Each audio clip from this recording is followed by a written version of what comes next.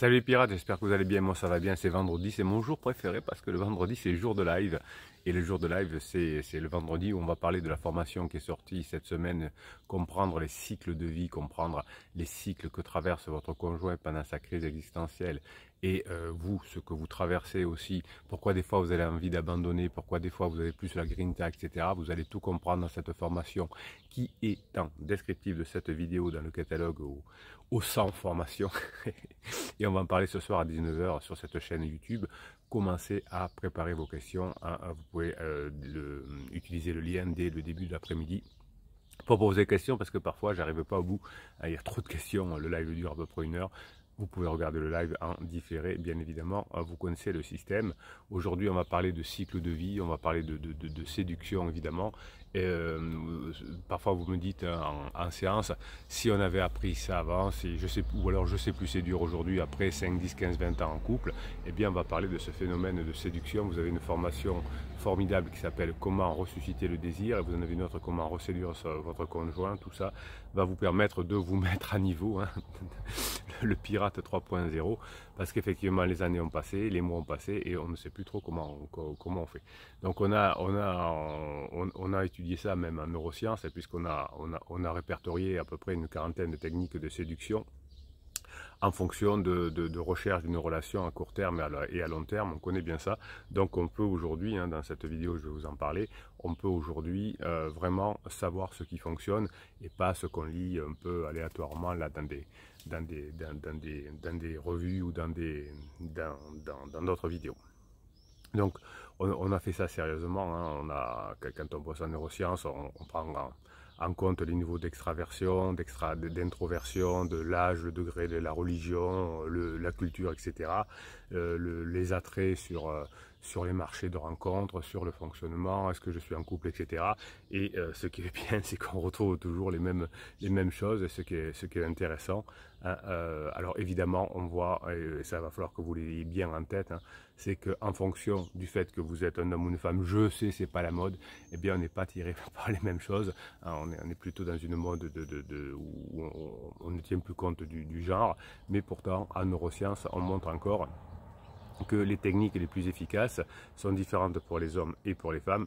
Moi, ça me paraît tellement logique, mais je sais que c'est pas tellement la mode, mais pourtant, voilà, il faut aller là-dedans. Et finalement, ce qui va être intéressant, c'est de savoir comment vous allez reséduire votre conjoint, puisqu'on a perdu pendant toute la phase 2 du couple, la phase de l'automne, hein, on s'est construit de la sécurité, la maison, les enfants, etc. Et on a perdu son talent de séduction, et on va le retrouver finalement. L'une des choses les plus importantes, hein, ça c'est, il faut que vous reconnaissiez, vous soyez bien ça en tête, écoutez, notez bien, hein, il faut que vous indiquiez à votre partenaire par votre comportement que vous êtes disponible sexuellement. Hein, c'est notamment, les femmes adorent vérifier que le partenaire est disponible. C'est pour ça que souvent les femmes vont chercher dans le téléphone de leur homme, même si elles ont un pansement, même si elles sont en crise, même si elles disent c'est fini, il ne reviendrait pas, parce qu'on a besoin de savoir que l'homme est disponible. Alors ça me hérisse les poils quand je vois des conseils, montrer que vous avez une nouvelle lifestyle, montrer que vous vous amusez avec d'autres filles, avec d'autres amis, ne répondez pas au téléphone quand on vous appelle, montrer que vous n'êtes pas trop acquis, montrer que vous n'êtes pas disponible. C'est exactement l'inverse qu'il faut faire. En tout cas, la science est là. Ici, on est une team, une famille scientifique. Pour nous montrer ça, je vous rapproche, si vous voulez, des travaux notamment de Kenner, hein, Ottensen Kenner, qui est un Norvégien, qui a beaucoup travaillé sur le domaine. Un simple contact sur la joue, vous savez, oh j'ai voulu lui faire un bisou, tout ça, ça ne suffit pas dans ces situations. Notamment les femmes ont besoin d'avoir des intérêts clairs de signaux qui mettent en évidence que les hommes sont disponibles. Hein, donc ce sera vraiment le contact qu'il va falloir aller chercher. Alors si vous êtes un bonhomme, effectivement, j'aime pas bonne femme, bonhomme ça va, ce sera vous à le créer, avoir ce courage-là, hein, c'est comme ça dans la culture, en tout cas occidentale, c'est à l'homme de faire les premiers pas et de montrer qu'on n'a pas peur de se prendre en rejet, puisque si vous montrez que vous avez peur, il y aura moins de chances de revenir ensemble. Les tactiques qui sont jugées les plus efficaces, effectivement, hein, sont liées à une tension sexuelle. Vous avez la formation comment mettre en place une tension sexuelle, et ça va passer par du physique. Et pour passer par du physique, il faudra avant que vous soyez passé par le badinage, par l'humour. Vous voyez, quand vous rigolez avec un copain, vous pouvez lui taper sur l'épaule. Donc là, c'est pareil, hein, quand on rigole, quand on fait une blague, quand on taquine, on peut toucher. Parce que la personne est en train de rire, est pleine de dopamine, donc on peut le faire. Des fois, vous dites « Oh, j'ai essayé de voler un bisou, j'y suis pas arrivé, mais j'essaierai la prochaine fois. » Non, ne faites pas ça. Allez-y progressivement, c'est important. Et comment dirais-je, si vous êtes finalement souriant, si vous avez de l'humour, etc., et si vous faites des compliments, c'est une chance pour reconquérir votre conjoint. Dans l'étude d'Hansen, on le voit très bien, hein, c'est les personnes qui sont les plus souriantes, qui font rire et qui font des compliments. Vous avez une formation sur comment faire des compliments efficaces qui arrivent. Donc vous voyez tout ce que je vous apprends dans les formations. Alors, je lisais un commentaire juste avant de faire cette vidéo qui disait « J'ai passé toute la nuit à regarder les vidéos de Bruno. » Ben, passez plutôt toute la nuit à faire des formations. Là, vous serez efficace. Ici, je vous rappelle que dans les vidéos, j'explique le pourquoi. Je n'ai pas le temps de vous expliquer le comment, puis le comment je réserve aux formations. Donc, tout ce qu'il y a dans les formations, ça n'a rien à voir avec ce que je vous dis ici dans les vidéos, évidemment. Sinon, ça n'aurait pas d'intérêt. Évidemment qu'on va dans le même sens, puisque je vous ai expliqué pourquoi il faut, par exemple, avoir de l'humour, pourquoi il faut sourire, j'en sais rien, et je vous explique comment le faire dans les formations. Voilà, c'est comme je vous ai expliqué pourquoi il faut avoir le permis de conduire, parce que sinon on ne peut pas conduire en France. Ah bon, j'ai bien compris. Et comment j'apprends? Ben, je vais prendre des cours pour apprendre. On ne peut pas comme ça apprendre à conduire juste en parlant. Donc finalement, si vous voulez une relation à long terme, hein, il faut que votre épouse sente que vous avez toujours des signes de générosité et de volonté de vous engager. Donc si vous faites ces imbécilités-là de lifestyle, de montrer de rendre jaloux, que vous avez d'autres relations, que vous êtes comment dirais-je, très pris, etc., c'est nul, c'est contre-productif. La générosité est importante. Hein, c'est une marque pour une femme, en tout cas, que vous voulez continuer la relation. Donc, par exemple, si votre épouse a pris un appartement, vous allez l'aider à déménager et vous implanter dans le nouvel appartement, entre guillemets, ça c'est important. Donc, vous dire, elle m'a quitté, ben, qu'elle aille se faire voir. Bon, voilà. Vous en avez des messages là, soit sur Facebook, soit sur commentaires.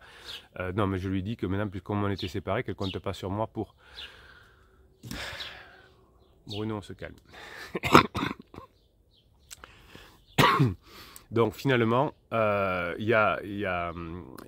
si vous deviez reconnaître un seul caractéristique pour reséduire votre conjoint, c'est l'humour. Si vous êtes capable de faire rire une autre personne, si vous êtes capable de faire rire votre conjoint en crise, c'est gagner pour une relation à long terme.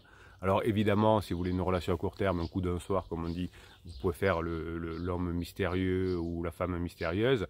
Mais si vous voulez avoir une relation de long terme, c'est la création de dopamine. Et la meilleure façon de créer la dopamine, c'est le rire, qui va vous permettre d'avoir une relation très efficace avec votre conjoint et que vous allez pouvoir passer en phase 4. Rire aux blagues d'une autre personne est une tactique efficace aussi pour les deux sexes. Si vous, je ne sais pas si votre époux ou votre épouse fait des blagues, même un peu vaseuses, eh bien si vous rigolez, vous marquerez des points. Si vous dites ah, c'est pas drôle, ou ah oui, je la connaissais déjà.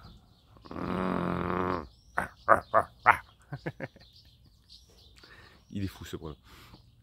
Donc si l'humour et la capacité de faire rire est important, c'est en faire et apprécier l'humour de l'autre est quelque chose qui est très important, hein, que ce soit en France ou ailleurs. Donc cette notion finalement de passer des bons moments ensemble, de recréer de la légèreté, est une arme essentielle pour réussir à récupérer son conjoint. Donc cette étude norvégienne de Kenner est importante. C'est une base pour les personnes qui font des neurosciences. Malheureusement, je ne le retrouve pas dans des messages que vous m'envoyez d'autres coachs ou autres. C'est dommage, hein, parce que c'est l'élément essentiel, et c'est l'avantage d'ailleurs de se servir des neurosciences, puisque ce que j'observe sur le terrain depuis 1999, quand il y a quelqu'un comme Kenner qui nous sort une étude qui prouve ce que je vous dis depuis des mois et des années, eh bien ça fait non pas plaisir parce qu'on s'en fout, mais ça doit vous donner de la grinta pour pouvoir apprendre à le faire et pouvoir le faire. En fait, l'humour, c'est une arme redoutable, vous allez pouvoir l'utiliser dans tous les domaines de votre vie. Donc dans chaque cycle de vie, hein, vous avez la formation qui sort aujourd'hui, surtout en été. Dès que votre conjoint est en top, vous allez marquer des points grâce à cette légèreté et grâce à cet humour. Quand votre conjoint va être en mode hiver, il va falloir juste avoir 20% du temps en contact très léger, et 80% du temps, vous allez apprendre l'humour, vous allez apprendre la légèreté, vous allez apprendre la séduction, vous allez apprendre toutes ces qualités dont vous servirez avec vos enfants, dont vous servirez avec vos amis, dont vous servirez dans votre travail, qui vont vous permettre d'être plus confiant en vous. Chaque fois que vous allez réussir à plaisanter avec un client, avec votre patron, etc., il pensera, elle pensera que vous êtes beaucoup plus en confiance, que vous êtes au-dessus, hein, puisque celui qui arrive à faire rire l'autre est un peu au-dessus, entre guillemets, et on regarde toujours vers le haut et pas vers le bas quand on veut revenir en couple avec quelqu'un. Allez, on va aller faire un tour du côté des remarques, des commentaires sur votre groupe Facebook. Hein. Vous avez le groupe Facebook que pour les pirates, éviter la séparation, éviter le divorce, récupérer son ex. Si vous ne trouvez pas le groupe, vous avez là en description de cette vidéo, sous le catalogue des formations, le lien pour aller sur Facebook, mais aussi le lien pour aller sur Telegram. Hein. Telegram, c'est un centre de ressources, hein. C'est une application où je vous mets plein de ressources, une vidéo le matin pour vous donner de la grinta, et toute la journée des messages des pirates, des idées de, comment on appelle ça, de vidéos, etc. Vous allez vous régaler sur Telegram aussi. Allez, on y va. Le boulange, salut les pirates, je vous dis à tous, tout finit par s'arranger, la roue finit toujours par tourner, et bientôt nous serons heureux, et bientôt notre vie, notre meilleur de la vie, allez la grinta à tous. Ça c'est bon la boulange, hein, c'est bon ça. Ça donne un espoir. Pour rien vous cacher, j'ai fait une séance avec le boulange il y a quelques jours, et il était encore en dépendance affective. Donc le fait de se faire booster pendant le coaching, le fait de faire les formations derrière, puisqu'il a pris des formations, vous voyez que ça remet en place. Qu'est-ce qu'on peut dire ça? Coucou les pirates, monsieur m'a dit Gérard, quand on dit monsieur ou madame, ça sent les vieux groupes Facebook où on critique son conjoint. M'a dit à plusieurs reprises que je reste beaucoup de temps sur mon téléphone, ça ne lui plaît pas, calculer pourquoi réagir ainsi. Ben ça manque de culture, Annabelle, vous savez que vous passez, c'est Annabelle que je dise pas de bêtises, hop, oui Annabelle. Ben oui, ça c'est un manque de culture. Vous savez que vous êtes, quand votre conjoint est en crise, il est aussi jaloux, en tout cas pendant la phase plateau. Hein, alors là, bien sûr que vous allez trouver une phrase d'humour, puisque c'est la seule chose. Hein, le téléphone, ben je suis en relation avec monsieur Macron, par exemple. Hein, il me consulte pour devenir Premier ministre ou je ne sais quoi. Faites de l'humour. Ça veut dire quoi quand il dit jaloux? Vous voyez que là, Annabelle, vous avez toutes les chances de récupérer votre conjoint, c'est bien parti, à condition que vous fassiez ce qu'il faut, que vous mettiez à bosser sérieusement. Allez les pirates, hein, on encourage Annabelle à bosser. Anne Flo, moi qui appréhendais le 14 juillet, mon 14 juillet, seule, ma fille en soirée pyjama ou chez une copine, et Criseux disparu dans la circulation sans dire un mot. J'ai passé une après-midi, une soirée géniale avec mes amis, dont l'ami d'enfance de Criseux. Qu'est-ce que c'est bon? Oui, hein, je vous ai dit dans une vidéo précédente, quand vous êtes en stress, hein, c'était pour la formation sur le stress la semaine dernière, ayez des relations sociales, c'est la meilleure façon. Hein. Et puis vous ne parlez pas de vos problèmes de couple, hein. Vous parlez d'autre chose, vous rigolez, vous plaisantez, vous vivez des coups, vous dansez, vous faites ce que vous voulez. Et avec les pirates aussi, vous avez une bonne relation sociale, non pas pour vous plaindre de ce qui se passe, mais pour dire voilà j'ai appris ça aujourd'hui, voilà aujourd'hui je me sens bien, voilà ce que je vais faire aujourd'hui. Tout ça va vous permettre d'améliorer les probabilités de revenir ensemble. Qu'est-ce que c'est bon? J'ai ri aux larmes à en avoir mal au ventre. Ça c'est bon, l'humour aussi évidemment. Mes amis m'ont dit me voir épanouir et redevenu ce que j'étais. Oui effectivement, pendant toute la phase 2 du couple, pendant la phase de distanciation, pendant la phase de sécurité, pendant l'automne, on perd ce que l'on est. Souvent vous me dites en séance, en coaching, vous dites oh là là Bruno, mais ce que vous me dites je l'étais avant. Hein, quand j'analyse ce que vous me dites, je dis mais là il manque ça. Me dit mais c'est que j'étais avant. Ben, vous l'avez perdu. Donc vous avez des formations pour vous permettre de le retrouver. Durant la soirée, Criseux qui me prend pour une buse m'envoie un message, délicate attention de sa part de me prévenir qu'il ne dormira pas à la maison. Genre, je ne m'en doutais pas du tout. Et il y a le message dessous. Pour info, je ne devrais pas rentrer avant demain, début d'après-midi, bonne soirée. Pareil, bisous. Alors, je sais pas ce que ça veut dire, pareil, bisous. Ouais, alors là, ça manque de rigolade en disant, ah ben écoute, je serai pas là parce que moi, je rentre que dimanche. Vous voyez, quelque chose comme ça, ou moi, je serai pas là avant avant la fin de la semaine prochaine. Ça manque d'humour, vous êtes... c'est pas que c'est nul cette réponse, c'est qu'il n'y a rien. Bruno, t'es méchant. Et pourquoi il est méchant, Bruno? Il est méchant. Non, Bruno est pas... Des fois, franchement, à la fin de coaching, je me dis, oh là là, mais pourquoi je l'ai secoué autant? Alors, je ne le fais pas tout le temps, évidemment, hein, je le fais quand la personne est capable d'eux.